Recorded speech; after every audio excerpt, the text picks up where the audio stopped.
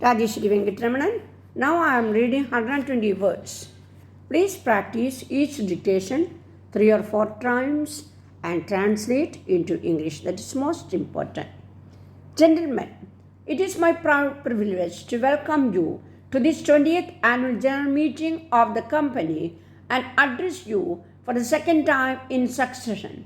Broad details of working results of the company for the year ended 31st March 1981 would have been clear to you from the copies of the balance sheet, the profit and loss account and directors' reports which have been in your hands since some time, and with your permission I shall take them as read. It is indeed heartening to note that your company has come out of the wood, and as predicted by me during my last address to you today, it does have a clean state. The accumulated losses previous years have been completely wiped off, and the profit and loss account for the first time after many years has a profit to be carried over to the balance sheet. The net profits after providing for depreciation and interest payments are the highest so far, which angers will for the company considering that your company had earned a net profit of 40 lakhs of rupees and of 493 lakhs of rupees in 1979-80. At the outset, I would like to congratulate the management and the employees of the company for this achievement. It may also be of interest to you to learn that the new records achieved by your company in its sales turnover and net profits were achieved for a shorter year of 9 months. In the first time months of the year were almost a total loss for our production in the face of the staggering power cuts around 80% during that period. The boundaries of nature resulting in copious rains along the catchment area of Sharavati during the last 2 monsoons has given us renewed hope of coming out of the constant energy crisis resulting in huge production loss year after year. The working results of the company during the last year have been discussed in greater detail in the director's report, and therefore I do not wish to dwell too much on the same, but shall take only a brief mention about some of its salient features.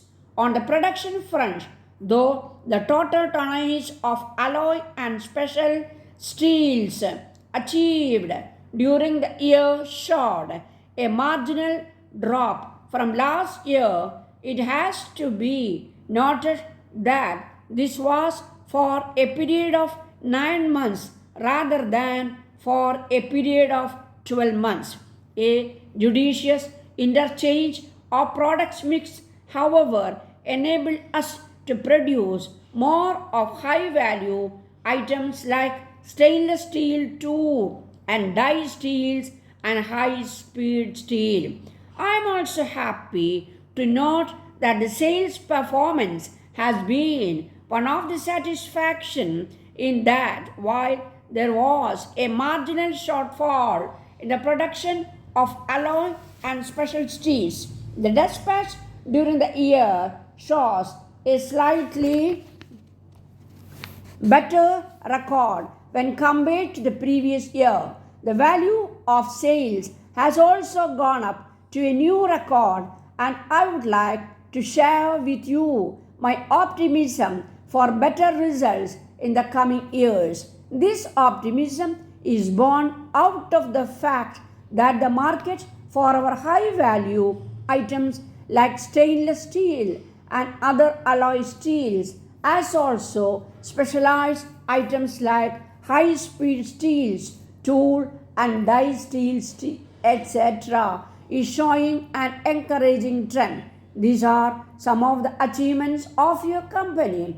As shareholders, I think you should also be aware of some of the major constraints with which the company is trying to grapple with. I feel therefore that I should focus your attention to some of these bottlenecks. The foremost of these relatives to the mounting production cost. It is true that the ever increasing cost of inputs consequent upon the still persisting worldwide inflationary trend is not a unique problem to your company, but its impact has had heavier incidence to your company and its finances and has therefore a special significance for us.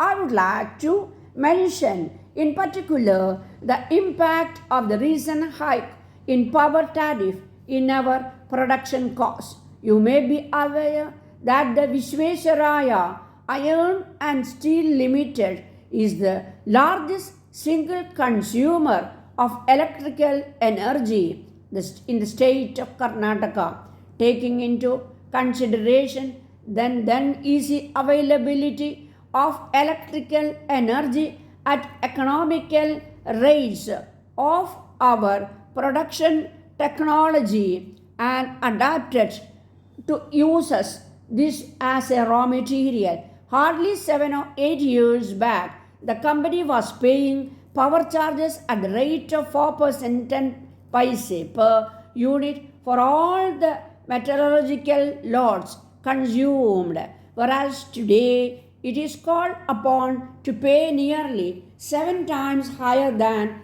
that figure. I thought I should place before you these facts just to highlight the magnitude of the problems your company is facing. Lastly, I wish to mention that your board and the management have been following an enlightened policy while dealing with the personal problems of our employees. We have always believed that a contented and happy workforce is the greatest asset of the company.